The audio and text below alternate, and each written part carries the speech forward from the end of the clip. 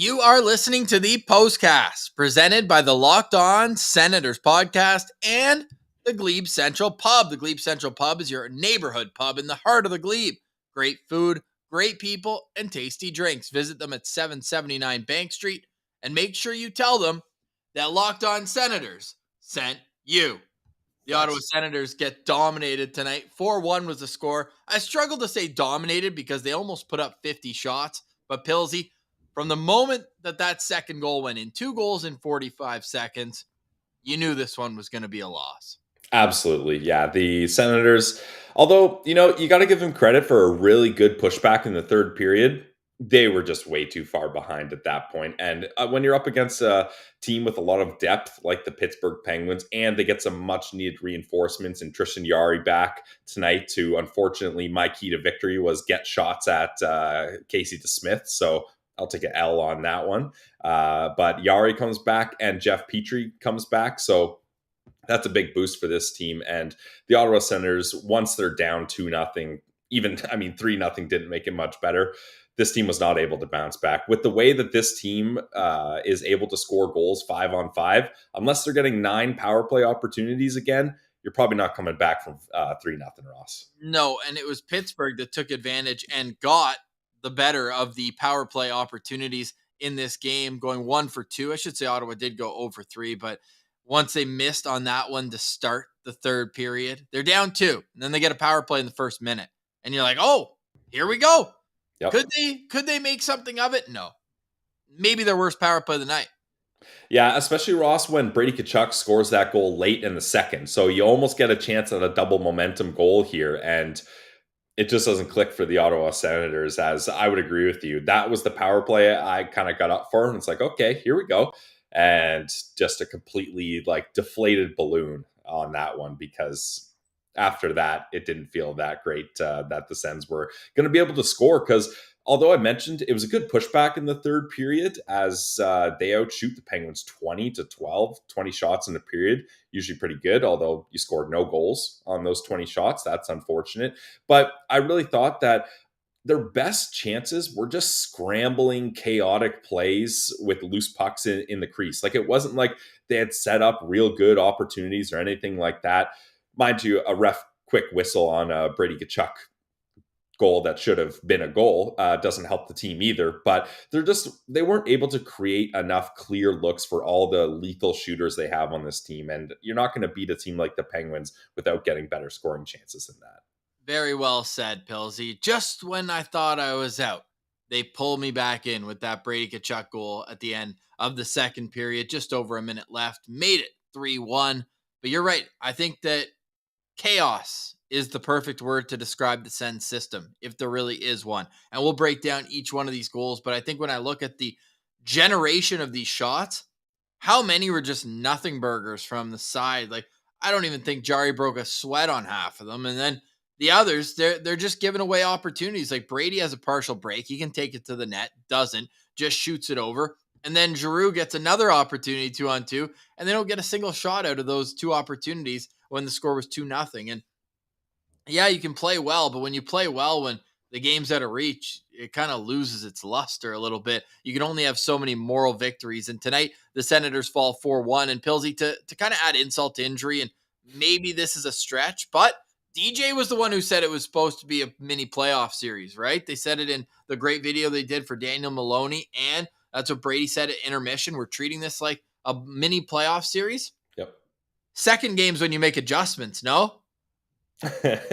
You would think, but yeah, I think bringing Tristan Jarry and Petrie back, that does make a big difference to this Penguin squad. But yeah, it doesn't reflect good on this team. But that's what we talked about today in today's episode, Ross. I mentioned, hey, don't get too overconfident with how this Sens team is with a win here. They got 9 power play opportunities and scored 4 power play goals and then a 3-on-3 goal. Yes, they do get 1 even strength goal in this game. Congrats, raise the banner. But it's not going to be good enough to be able to come back in a game like this, unfortunately. Yeah, it certainly is. Did I see that you're having a little beverage there to wash down this loss? Absolutely. You know what I've been doing? I've been eating my feelings. I got a little, these little, that'll happen. I got one left here in the chamber. I don't know if anyone in the chat's ever had these before. I had them for the first time today. Okay, Unbelievable. no free ads. Nice. Little Hershey's Nuggets. Um, Hershey's from Pennsylvania, actually. So now I really am eating my feelings. Unbelievable. Give Yeah, me a nugget of hope here, Ross. How about no, that? we got no Unwrap a more. nugget of hope for me, No, but Steve here, and we appreciate you, Steve. Thank you for Steve. a little fiver. If the Jets blow us out tomorrow, I want simulation spins by Ross each night. Sends are not great at this point. A little PG edit on that one, Steve. We love you. Appreciate the note. And yes, if the Sens lose by more than 3 goals tomorrow, Pillsy, can I get a spin? Yeah. Yep. I'll give a spin on that because we're navigating Ross back to spin territory rather than wild card standings territory, and that's a place you and I are all too familiar with covering the Senators on the Locked On Senators podcast. I just don't want to draft 7th. Like if you're gonna be at the bottom of the East, like we know that the worst teams in the league are out west. Like, anyways, I don't even Where want do to. you want to draft then? Either 1, 2, or 3, or 14, 15, 16, where you're just kind of like, okay, at least we had a great push at the end. Yeah, be the best of the mushy middle is what you're saying. That's what you're Exactly. striving for. Yeah. Exactly. That's so pathetic.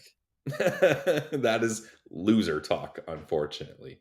Big time loser talk. Let's get into how this game developed. But first, let me tell you a quick word from our friends at the Glebe Central Pub. And one of the reasons why I want to bring this up, and Pillsy, let's just make this even more conversational. We're fired up. February 17th, we're going to have the shuttle going to and from the Glebe Central Pub.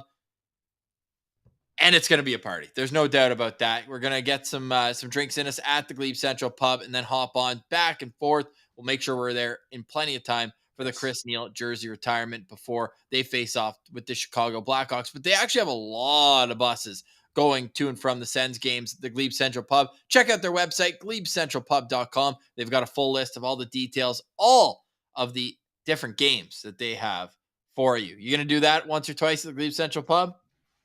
I am arguably the worst chugger ever, so I probably won't do it too many times, but the chat was asking for it, so I finished those 3 sips pretty quickly there. There you go. Glebe Central Pub is where you can go in the neighborhood of the Glebe, 779 Bank Street. Great food, great people, tasty drinks, drink specials, great food. You name it. They've got the vibe going at the Glebe Central Pub. So check them out today at the Glebe Central Pub and let them know that Locked On Senators sent you. It's the Glebe Central Pub, the official sponsor of the Postcast, the Glebe Central Pub. Glebe Central Pub. We love our friends at the Glebe Central Pub. All right, Pillsy, just quickly, I want to also mention Built Bar because Built Bars are always with us wherever we go. I pulled this up this morning. Built Bar is the protein bar that tastes like candy bar.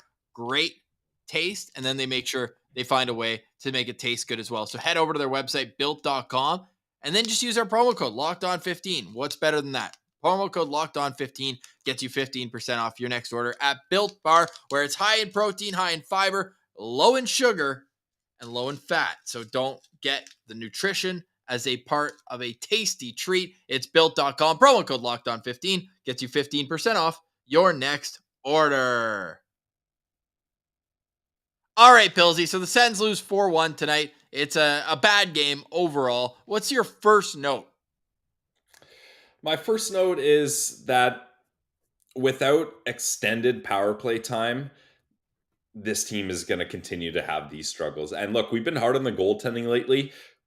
Did Cam Talbot have his best game? No, but did he deserve to kind of wear the L on this one and have a lot of the blame put towards him? Absolutely not. I don't think so at all. So I think this is kind of the game I was expecting from the Sens up against the Penguins. Unfortunately, you're not always going to get 9 power plays, but I was hoping that with Matthew Joseph coming in here, it adds a little boost to the bottom 6, but that didn't happen for me either.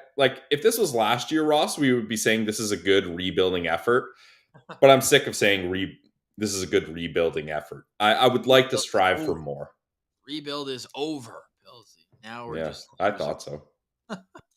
My first note is Cam Talbot's new gear and why is he starting this game? And then I remember that he got lit up against Winnipeg. So if you're going to start Forsberg for that reason, back to back, sure. So what? My other first note is that McGinn absolutely Oh, destroyed yeah. Eric Brandstrom coming from behind the net. Clean hit, head down, through the body. Hamannik comes in and fights. And I thought our friend Jack Richardson put a great video up talking about how the inconsistency of that call, hell, the inconsistency in this game with that Yes. call was a complete joke. I don't know. I don't think that McGinn should have had to fight after that hit, but he was Agreed. also a willing combatant. It's not like I would say he was more willing than Brady was to fight Mark Friedman at the end of this game. Yeah, a little bit. I think Brady was kind of willing though because he was pissed off. Like that's a goal he should have had. And then now the Friedman's giving him a whack after the whistle when he's like, "What? I was going for the loose puck. It was right there. Like I'm not gonna stop just because I hear a quick whistle. Like the loose puck's right there. I'm gonna do my best." So I thought Brady was kind of pissed and wanted to show that, but I don't know how I feel about this one because look, if Brandstrom's down and hurt, then I think maybe you start being like, okay, screw you. I want to go after it. But credit to Brandstrom. He got up. That's a hard hit, like you mentioned. He ate it on the chin and he didn't stay down. He didn't complain. He didn't look at the ref. He gets the puck and starts scanning the zone to try to make an outlet pass, keep things going here. So although I like the intention by Hamannik, I'm not sure necessarily that needed to happen there. Yeah, need is different, but when you're in the position you are with the team as a veteran like Hamnick, you get why he's standing up for his D man. I'm not upset about it at all, but I just I don't think it was all the right circumstances. I don't know. Right. But just like he said he wants to keep the goggles on the decor after wins, he's standing up for Merrick Fair. Brandstrom after he But gets but that hit. Noodles made a good point. That's a tough one because now not only is maybe Eric Brandstrom a little shaky, maybe not 100%, maybe needs a little time to sit on the bench, but now Hamannik's in the box for an extended period of time. So that's essentially your penalty killing defenseman there. Both are kind of not really able to be utilized fully. So I don't know. I'm not like really upset about it, but I'm not 100% for it either. I'm kind of on the fence on it. And a 2-minute instigator, sure, but I don't know if an instigator always comes with a 10-minute misconduct, does it? Okay, Brett's saying it does. It So does? maybe Okay. all right, That's fine. because yeah, that was tough. And then they score on the power play. Ricard Raquel, who Yep. I mean, yeah, just finishes off just kind of a bang bang play. I didn't really have a problem with that one on Cam Talbot. The second one, I don't know why he's playing it the way he is. He's like tilted towards the middle when Jason Zucker, sure, give him credit. Like he hounded that puck and caused the turnover, but it felt like as the play was on that side, that was his only option. He wasn't going to go to the back post. There was no reason for him to be in the middle of his net. He should have been tight to that post, and it would have been an easy save. Yeah, I see what you're saying there, but I just think he was caught off guard with how quickly Zucker was able to steal that puck and tuck it. Like, I see what you're saying. You should have been covering that post regardless of what happens. But I think he thought JBD had a little bit better of a handle of it, and maybe JBD was going to come around the other side or something. I don't know, but I'm not fully putting that one on Talbot. I think it wasn't a great play by JBD just to kind of put it in the corner and hope Shabbat can recover. Shabbat's then now put in a bad spot. He's scrambling. He's trying to get it. So he just pokes it along. Now JBD's in a bad spot, and then Zucker takes advantage of it. So it was just all in all not a very kind of clean play there. So I'll give blame to JBD, Shabbat, and Talbot on that one. Like it's not really a good play for anyone there. Yeah, it's not. And then that was 2 goals in 43 seconds. The Sens Hmm. have allowed the first goal in 4 straight games and 6 of their last 7. Now, there was a shift near the end of the first period that I noted. There was a couple of good opportunities. One of those goes in. We're feeling different going into the break. Norris had a chance in tight, and then DeBrincat hit the post from distance as well. So then to start the second, what else but a stupid penalty as my first note. After the whistle, they finally get offensive zone time. Shabbat kind of feathers a shot on, fourth line shift. Watson says, yeah, I may as well just punch someone in the face and put one of the best power plays in the league back out on the ice. So didn't love that play. Didn't cost them as Drew O'Connor missed a wildly open net. Like at that point, are you like hands up? I thought that was a goal 100%. Yeah, it was definitely looking like a key opportunity there, but yeah, and you talked about it on today's show, Ross. Stay disciplined, and that's a penalty from a guy like Watson, who you're playing fourth line minutes, and your job is basically to kind of kill penalties, block shots, play physical, you can't be doing the extracurriculars there and putting yourself in the box. Yes, you absolutely cannot. But when the Penguins put themselves in the box, it didn't matter at all. The Sens power play was dreadful today. Really no good chances, even though they set up well. Like, this next power play, their first power play, was after Malkin tripped Timmy. Kind of a weird play because Malkin tripped over the Penguins player and then kind of a domino effect ended up tripping Timmy. They just kept going to the Norris one-timer. I love the idea of it, but 3 times in a row, and he hit the net twice, but one wasn't even dangerous. So I thought that was kind of a strange that they didn't even change units. Like, that top unit was out there the whole, or second unit was out there the whole time. Just didn't love it. Then after that power play, Brady gets that shot I mentioned where he kind of shot early on a breakaway. Then he gets a rush chance. Drew gets one. So this is where they kind of started putting it on, and the perfect turn of events where Timmy's trying to dance towards the net. He gets stripped, and the Penguins score on the ensuing rush. Gensel from Rust. This one was, not great overall. No, certainly not great overall. And that's the thing. Like, when you got a 2-on-1 Crosby and Jake Gensel, Shabbat doesn't have a chance there. I know some people said they didn't like how he defended it there, but they do a good job. Gensel holds it, and then he passes it back to Crosby, I think I got that flipped. Crosby holds it, passes it to Gensel, and it's finished off there. Like, that is, there's not much that Talbot can do on that one, so I'm certainly not blaming Talbot on that one. Well, you're actually, the one with Crosby was actually the fourth goal. They're both 2-on-1s, though. This was where Brian, in the second period, kind of feathered a pass, and it was like a partial break, and he got it upstairs. Yeah, I did have the wrong note there. Thank you. Yeah. No, all good. That's the one. They made it 3-0. That was Gensel's 9th goal in 12 games. He added another. So 10 goals in 12 games career against Ottawa. And then one of my favorite moments, but it certainly doesn't have the same je ne sais quoi when it's making it 3-1. But the Senators then score on the road while the goal's being announced to make it 3-0. I love that. And Brady gets a rebound at center ice. He kind of gets tangled up, loses a glove, still goes in there, scores. Great play. Timmy, great speed, but really, that was the only time they were able to beat Tristan Jarry. Yeah, that was it. And that's the thing, Ross. Even that play, like, Brady's pretty lucky he got that. Like, that was a chaotic play that he's at a bad angle and it kind of banks in there. So not a lot of great looks on Tristan Jarry there. And sure, he has to make, how many shots did they have there? Over 40. So he's got to make over 40 saves here. But really, nothing too crazy that he has to deal with. A pretty comfortable game for him to come back in, feel the puck, and get a lot of good saves. Yeah, I like where you went there. Pillsy, I'm going to throw it to you. I had Sportsnet Now playing, and can you hear that in the background? No.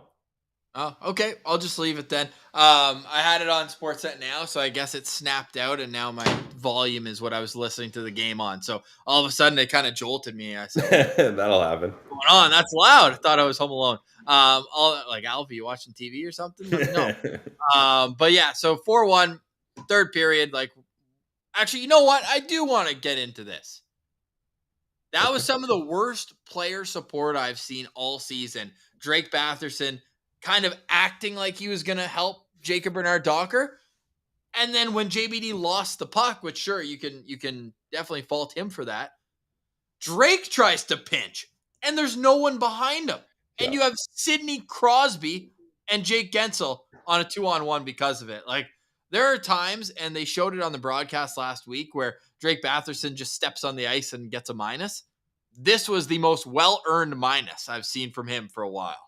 He's cheating on offense so much these days. Like, that's the thing. JBD's pinching there. So your first thought shouldn't also be to like, two wrongs don't make a right. Not that what JBD did was a wrong play, but if he's pinching in, your first thought shouldn't be to double down and try to attack. It should be, okay, I know I got to cover JBD here. You should be pivoting back already. Like, I don't know. Batherson, like, sure, you got to give it to him. He's still producing at a great pace here, but the defense is just out the window. It's uncanny. Like, it's crazy. We've had some offensive-minded players come through Ottawa. Like, Mike Hoffman stands out. He looks like Mike Hoffman these days, doesn't he? He does. When we thought he was going to look like Mark Stone the other Yeah. day. That was brutal. But now we've made you wait for it. Let's get into the levity of this game, the human side of it. Mathieu and Pierre-Olivier Joseph getting matching high sticking penalties on each other. I think it was probably more of an elbow by Mathieu to try to like get up there, and then in unison, Yeah. Pierre-Olivier gets his stick up. But that, have you ever seen anything even remotely like that before?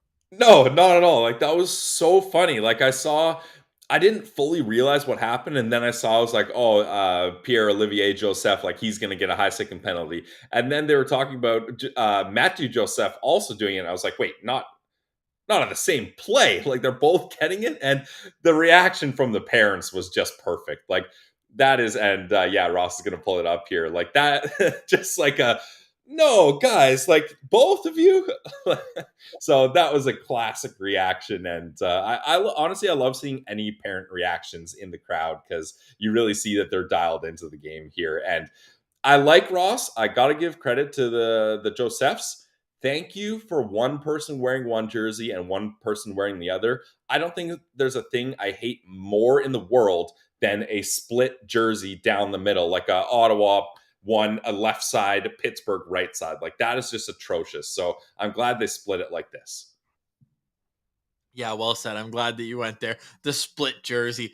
I The feel like we see worst. it more in other sports. I feel like hockey's no, we see them every once in a while. Once in a I while. Yeah, it's rare, but it's rare because it's terrible. I agree. We're with you. Don't do that. That's Yeah. brutal. You got any sensational standouts? I mean, the Senators, certainly when this game was out of reach, and there's an asterisk that comes along with that. But 19 shots in the third period. They certainly figured it out. Kinda. Just way too late. Yeah, it's not enough, and it's the game's already over at that point. I do have a standout if you're going to pass it to me right away. Yeah, sure. I mean, you got to give Brady Kachuk some stick taps here. He scores a lone goal, should have been 2 goals, let's be honest, and then just beats the absolute wheels off of Friedman. Like I saw some people on Twitter, a lot of people are just mentioning like, how quickly do you think Friedman regretted that decision? Like, oh, you want to be a tough guy and give Brady a whack? Okay, let's let's see how this goes for you. And I feel like his old buddy John Marino maybe should have let him know, hey, I tried fighting Brady last year and it did not go well for me. So that's something that Friedman, he deserved that one because I thought Brady was totally in his right going after that puck. Even as a goalie friendly show, Yari never fully had that. That was a quick whistle. I hate the quick whistle. Again, even as a goalie friendly guy, let them play it out and you can always bring the play back. But once you blow that whistle, that's an unfair advantage. And now Brady, no matter what he does, doesn't have a proper opportunity at that puck. I tweeted out at Sen Central. I said, I guess if you get your ass kicked, you don't get an instigator penalty because that's the only Honestly, yeah, they just feel bad enough for you. Yeah. absolutely ridiculous. Shiba dog, appreciate you. Always appreciate it. It's absolutely not necessary, but Shout out SG. we definitely appreciate it if you want to throw a couple coins. We feel like musicians, and we've got the guitar case open in case. Hey, we'll play a song. Let us know what you want to hear. Yeah, you want to hear a little ditty? I got some for you. Yeah. Yeah. Hey, speaking of music, should we tease next week because you didn't put 2 and 2 together until I did. Yeah, we should. Do you want to tee it up? Go ahead. So our guest coming up on as our Sen Central citizen next week is none other than the lead singer of the band Colorado. And Ross, I didn't connect his name to the band, and then you told me that, and I was like, "Oh my god, that's sweet!" Because I'm a big Colorado fan, and they actually, we won't get into it now, but they have one song and music video that is one of the coolest kind of concepts ever. So I'm very excited for this. And Ross, he was stoked that he's going to get a chance to talk Ottawa Senators on a platform. That's why we do the Sen Central Citizen. Yeah, he's a big time. Our guy Menno. And he even said, he goes, man, big things come in the future. So I hope he brings a dose of positivity because, I mean, watching this team over the last little while, it's pretty tough because they'll give you a little hope. They're not like the Vancouver Canucks where just hope is gone, but they'll give you a little bit and then just take it right away. Yep. I don't like it. How do you fix it? I was going to tweet that out, but I'm going to save it for tomorrow morning. How do you fix the Ottawa Senators? Uh, I mean, obviously a top four defenseman would help, but we really thought having a top six like this, like Ross, I knew the power play was going to be good. I didn't know it was going to be this good, but in kind of counteracting that is the power play is way better than I thought it would be, but the 5-on-5 play is lacking so much more than I thought it would be. Like I thought these two top lines should be able to go up against any top six in the league 5-on-5 and play well. And I thought they would have a good balance of offense, and defense. So that just hasn't been the case here.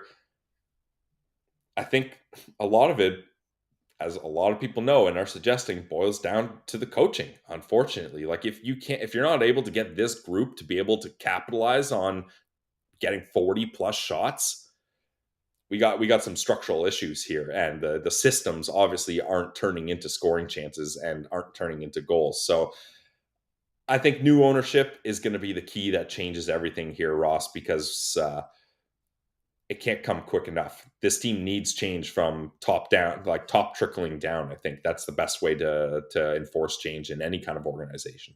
A lot of the old school comments coming in saying Babcock, and then Steve says Trotz or Coach Quenneville. Are you willing to go that direction? Now Quenneville's got a little extra baggage from off ice situations as well. Well, certainly right off the top, I'll say no to Babcock. I just think that is not the kind of coach that would inspire this team to be able to play at their maximum effort. Barry Trotz isn't coming. If he was going to go anywhere, it was going to be Winnipeg. And Rossi, you probably know more about this than I do, but they put on a full court press to bring him into Winnipeg. And they were going to pay him a lot of money. And he's a Winnipeg guy. And he still didn't want to do that. Although there's rumors that he mentioned he's interested in coaching an original six team. Hate to break to you guys, the Ottawa Senators were not a part of that original six. So that's probably not going to happen. Technically, they were part of the first original six. That's why I said they weren't a part of that original six that I'm sure he's referring to. But and then Coach Q, too much baggage. I don't want to touch. It's a lot of baggage. And again, I'll say the same thing. I don't think he's the kind of coach that's going to make things work. You know what?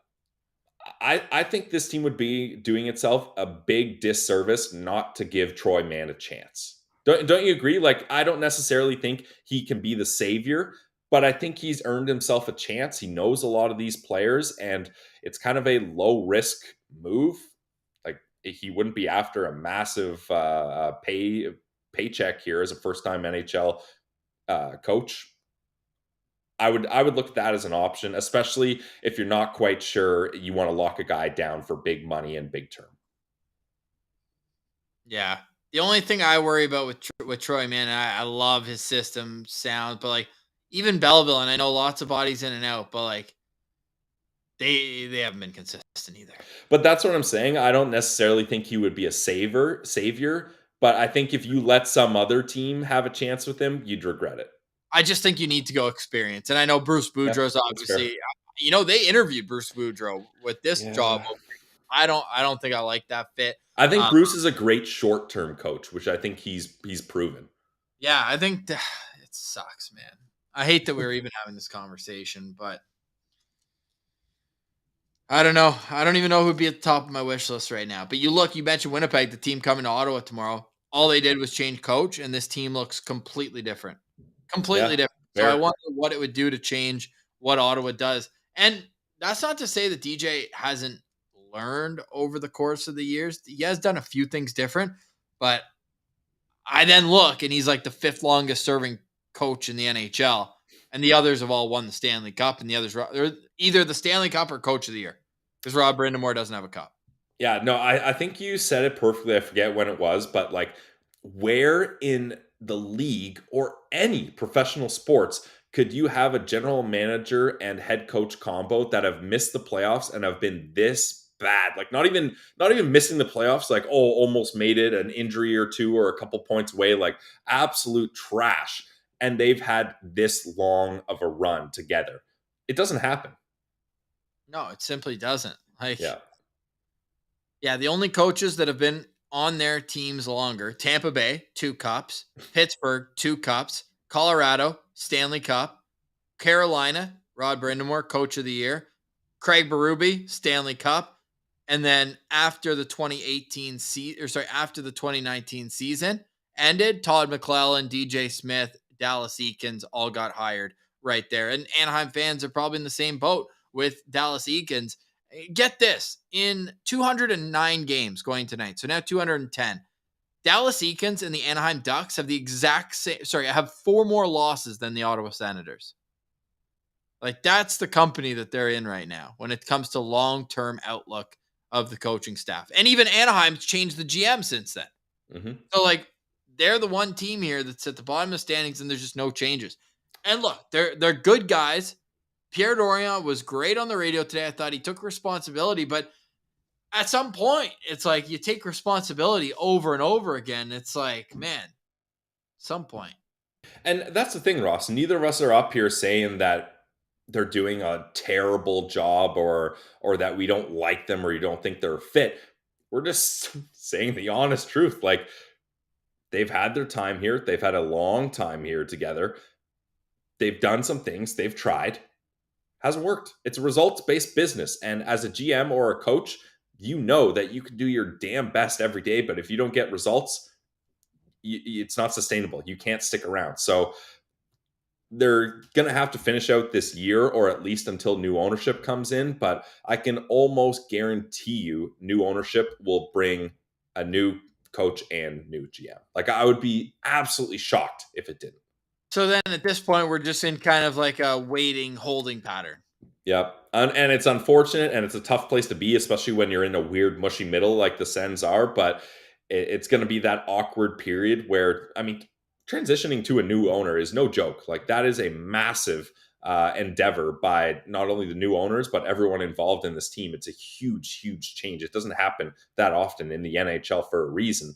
So it's going to be awkward. It's going to be a little tough at times, but I think we're going to see the rewards from it with getting new faces, new opinions, a whole kind of a freshen up here from top down.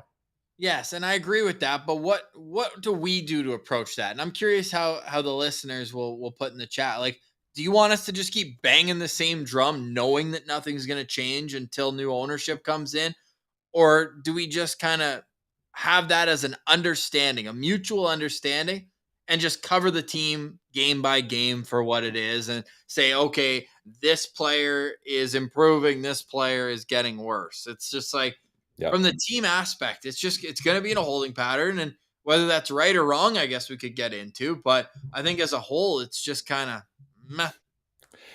And I'm glad you kind of pose that out to everyone because it is an awkward situation for us to be in. Because I want to sit here and I want to be critical of this team and I want to strive for wins and push for that, but that's not where the Sens are. And getting mad and being like they need to fire Dorion and DJ right now. Well, that's also not where they are. They're not going to do that because any next person they bring in are just going to be sitting ducks for the ownership to axe and put their new guy in. And now you're paying Dorion Smith and your interim guys as well if you axe them. So it just, we're in a weird spot here covering this team on a daily basis. And I'm just trying to do it from an honest perspective, even if it's maybe not always the hot button topics or it's not the trending conversation pattern. It's tough to kind of have a straight and narrow judgment on this team because the outside factors are looming over and they're such a big piece of why this team is in this weird limbo. So we like the pieces, though. And that's where you Yep. can see the skeleton of a very good team. Tim Stützle oftentimes looks like the best player on the ice. He's now killing penalties. So you have your superstar centerman. You have a great secondary centerman in Josh Norris. You've got an up-and-coming star in Jake Sanderson. And then you have other pieces, I think. But like, those are obviously Brady Tkachuk is your heart and soul. But beyond that, it's just like, how do you fit the other pieces and Shabbat, although he's still not at his best. Yep. Just looks like every time Shabbat gets the puck, it almost looks like the play slows down. Like, I want it to speed up when it gets on my best player's stick. Like Timmy, when he picks up the puck, boom, he's gone. Mm-hmm. But it just everything slows down. Adam writes in, and Adam, we appreciate a couple bucks. In the guitar case, would new owners turn the ship ASAP or take time? That's a good question. I mean, we've already talked about one of the reasons why it could be one way or the other. But I think it's fair to question whether this construction of a roster, like, could coaching make that much of a difference? This team missed the playoffs by 30 points last year, and now they're 10 points out 45 games into the season. To answer your question, Adam, I think it is going to take time just because the changes that would be made that would make immediate ASAP turning around would involve changing the core players. And they're not going to do that. The core is here. They're young. A lot of them are in their prime. They're locked up to what I would say almost all of them are reasonable contracts when they're playing to their potential. So I don't think it's going to be a quick change, but it's going to take time because also you got to remember, like, a lot of these guys, DJ Smith has been here the whole time they have. So they're going to have to adjust to a whole new coaching style, whole new systems. I assume the assistant coaches will be gone as well. So a whole new penalty kill, a whole new power play. So it is going to take time and there may be some growing pains there. But I think overall, it's going to be for the better. Now, this is a great point, and I want to really put a light on our guy, Radio City Jack, down in London, Ontario. Our guy, our Shawarma Palace buddy. Yeah, I just ran into him at Shawarma Palace. He had been a citizen. It was perfect. Shawarma Palace, by the way, is back next week. Can't wait. Got that all sorted out. Absolutely fantastic. So, when it comes to what Jack said online, he's like, the Sens, I just want to pull up the tweet. We retweeted it here. All right, at Jack City Radio. The Senators need to learn how to trade a prospect or two for NHL caliber players. Can't keep these guys in the system till they're 22 and 23 and then trade them for like 5th round picks like they did with Logan Brown. They're not like they got all that draft capital and now they're just grooming it, but those mid-round picks haven't been making an impact at all in the NHL level. Why are they just waiting until their value dwindles until there's any move? And we don't know the trade market exactly, but I look at like a Roby Arventi, right? That to me, it's kind of a good example of a guy who like maybe I'd be, but like you have all these mid-round picks that are in the system. Do none of them have value? Because then we have to talk about if the Sens are actually a good drafting team. Because if they are, then with all those picks, they should get more value, and then they should be able to make a trade for it. Because right now they've got a farm full. Here's a little analogy for my farmer friend. Right now, they have so much crop that they can't eat all the food being NHL roster spots. Yep. So we need to get those guys gone so we can get bigger crops because they have more food to eat. Yeah, right. I got you. The thing is, I just feel like it's tough because as guys that cover the team, we love the prospects, guys that scout them and draft them, put their heart and souls into picking these guys. You can get the rose-colored glasses a little and you can feel like these guys look great in your systems and you believe in all this potential and stuff. But we all know universally and like widespread, a lot of the time the Sens draft picks aren't the picks that other reporters, scouts, people think are the best picks at that time. And I think maybe that's a part of the issue is around the rest of the league. Other teams don't value the things that the Sens do, or they think they got better value drafting guys in other spots. And they don't see that value the way that the Ottawa Senators do. I'm just spitballing here. I'm not saying that's true, but that could be a reason why. Like, you look at a guy like Lassie Thompson, I think a lot of Sens fans and people see there's potential there, but around the league, you're not seeing that. That happened with Eric Branstrom very quick, and we got validation on that from an Athletic article where they interviewed scouts and executives on teams around the league, and they remained anonymous, so they were able to publish them. And one guy from the Western Conference said he kind of laughed at Mendez's proposal, putting Branstrom as a big chip in a trade, saying Branstrom has no value league-wide. And Sens fans were like, well, we paid a lot of value for him in the Stone trade. He's still young. He's a puck-moving guy. He just hasn't had a lot of time in the NHL, where you think your prospects are better than the general market does. And that's where you don't want to trade prospects for nickels on a dollar like they did with Logan Brown. Not Well, saying that he's going to blossom into an amazing player, but the draft capital that they used to get him and develop him is not worth the return they got in Sanford. That's for sure. I look up and down this prospect list, and I don't know who has value in terms of a trade, like Ridley Gregg, but Exactly. Yep. that's it. They don't have 2, 3 like LA.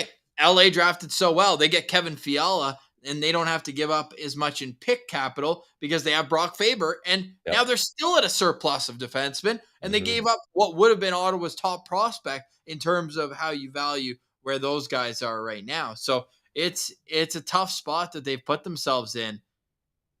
And yeah, people are saying that. People are agreeing that Ridley Gregg's just that. And some people want to trade him, some people don't. Pierre Dorion today, didn't seem very confident in him. It was almost like he's worried about it. He said point blank, the way he plays, I'm worried about him. Hmm. So I don't know. I don't know where they go from here. Yeah, it's gonna be tough, and that's why, Ross, I'm almost envious of our rebuilding years because we knew what the team was, and we didn't have to worry when they underperformed. It was well, yeah, this team sucks, they're rebuilding, but they're not supposed to suck, and they're not rebuilding anymore, and we're still finding ourselves with these questions. So that's where it's tough. Yes, it is. And it will be tough for another, 38 more games of this? Yeah, we are spiraling a little bit here, but that's because we're being open and honest with you guys. We're not just putting on a scripted show here. We are just as confused and trying to figure out what's going on with this team as you guys. Yes, certainly. And any ideas? Great, great to know. I feel for Dr. Bob. Hey, having to put Yeah, this out there. He was in Pittsburgh tonight. He's all over the place. But when I look at it, let's see. I wonder, and I know that it's hard because yeah, sure, there are some games where the Senators just weren't going to win just based on their roster. So I know it's unfair to an extent, but the Ottawa Senators in 125 road games under DJ Smith have 42 wins. You got to win on the road to win in the NHL. And then they're actually under 500 at home this year too. So I was gonna say, yeah, the home record probably doesn't prop them up that much better. yeah, it's too bad, but hey, they'll bounce back maybe. I mean, they played them well. So we'll see. I thought you were gonna hit us with some positivity, and you didn't even make it that far. They'll No, bounce back, maybe. I was ready to go full delusional if they won tonight. 6 points back. It's all good. They gave the Penguins 3 out of 4 points in these two Yeah, games. Can't do that and expect to win. However, we will turn our attention to winning the rivalry games because we still, that's it. Now that's all that's left is winning these rivalry games. yeah. Hot Lunch says we're gonna get pumped tomorrow by the Jets. I think so too. Back-to-back 4-1 losses for the Jets. They're gonna be itching. The bonus bowl will be on, Yes. and we'll be back in the postcast afterwards. Pilsy, any final thoughts after what you saw tonight in a game where Brady Tkachuk was his usual self? Yep. A He fight, had his 6 man. shots, but bad mistakes at the wrong times, momentum goals, and just being out talented. The Senators get 45 shots, but 19 of them come in the third period. They give up 44 shots. They only win 36% of their face-offs. This was a tough one to sit through. Absolutely. And one thing too, to really kind of extend that tunnel of hope, and the light maybe is getting a little smaller rather than bigger, which is what you want, but it's the light's still there. This is a very young core, and when all your top guys are this young, they can have a lot of talent, but sometimes it takes time, takes experience. Look at the core opposite the Senators tonight, Ross. You got 36-year-old Malkin, 35-year-old Crosby. They have guys that have been there, done that. Petrie involved as well. They've got guys that have lengthy playoff experience, guys that have won cups. It doesn't always just boil down to talent versus talent. There's a lot more that goes on. The mental game is a big part of it too. And when you've been down and out like the Sens, it's tough to pull together. So I fully believe in this group. Like, I believe in this core. It's going to take time, and there's going to be big changes with ownership, probably a new GM, new coach. That's going to take time too. So the patience is going to have to be here, unfortunately, but that's where we're at. Well, you want to know where we're at? And Everyday Sens, great content creator, Instagram, Twitter, just posted that the Senators over their last 21 games have a minus 30 5-on-5 goal differential. That's so bad. It's insane. That's But you know why? You know why Sens fans are the best? Because I look into the comments. Are people mad? Are people kicking and screaming? No. People are writing their favorite obscure Senator in the chat. We've got a Corey Locke. We've got a Shane Prince. We've got a David Legwand. How about Mike Rupp being like, yeah, David Legwand, former Senator. I was like, that's the only time he's ever been referred to as a former Senator. Yeah, no kidding, eh? A big piece in the Robin Leonard trade. Yes, big piece. Matt Pumple is getting a name drop in the chat. Jared Cowan, Rudolph Balsers, pour some out. Yep. Rudolph Balsers, Scott Gomez, Freddie Clayson. Great stuff. Love it, guys. Anytime sadness is approaching for Sens fans, just hit the nostalgia button. Play the hits. Yes, because this was a once great organization, but now they said Rome, was it built in a day? No, but it got destroyed over time. And now it's been 6 years of time, and now the Senators need to come up from the ashes like a phoenix and try from there. Of course, you got to get in the mix there with your Sens of former Senator. I'll say hashtag Sens abroad, Corey Stillman then, who was in that trade with Mike Commodore. All right, that's it for us. Senators lose 4-1 in a high event loss where they never had a chance, really, once Pittsburgh got going. The Senators have allowed the first goal in 4 straight games. They'll have an opportunity to end that streak and start one of their own tomorrow night when they host the Winnipeg Jets. We'll have the postcast for you afterwards. In the meantime, head over to Twitter at SensCentral or Instagram lockedon.senators for more content. But for today, we say goodbye. For Brandon Piller, I'm Ross Levitan, and this has been the Locked On Senators Postcast presented by the Glebe Central Pub. The Glebe Central Pub in the heart of the Glebe, 779 Bank Street. Make sure you let them know that Locked On Senators sent you. Let's get some Go Sens going in the chat here as we ride off into a weekend. It's the weekend. Finally. Enjoy the rest of your night. We'll chat tomorrow.